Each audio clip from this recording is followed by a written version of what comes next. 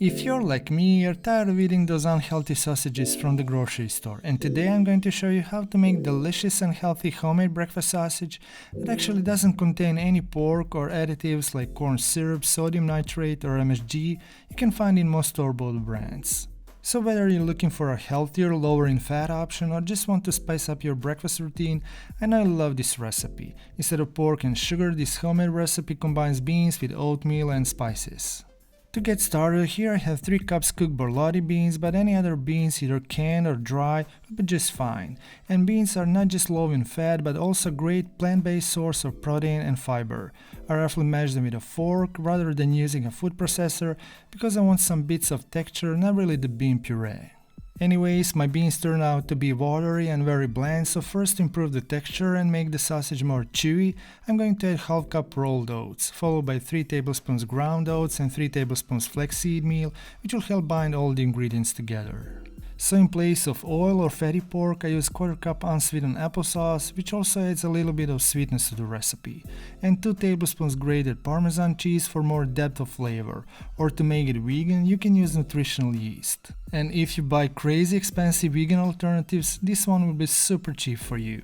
For spices, I like to use garlic powder, onion powder, sweet paprika and dry thyme, of course good pinch of salt and a few cracks of black pepper. And to evenly distribute the flavors, it's better to mix all the spices together first, then add them to the mixture.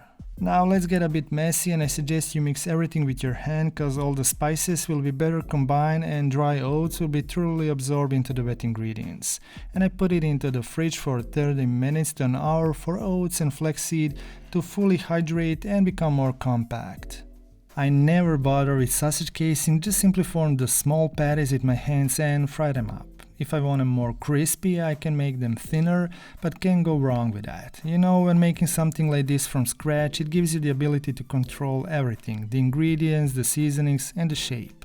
Then I heat up the olive oil over medium heat and I fry the patties in 2 or 3 batches. Basically, I fry it as much as I want and I keep the rest in the fridge for the next day. I cook them for about 4 minutes until they're nicely browned on the bottom, then flip them and cook for another 3 to 4 minutes. You don't have to worry about the doneness because there's no raw meat or eggs inside, and also you can bake these patties, but pan frying with a little bit of olive oil gives much more flavor. I love these healthier sausage patties because they're lower in fat, really cheap to make, and they're just packed with flavor.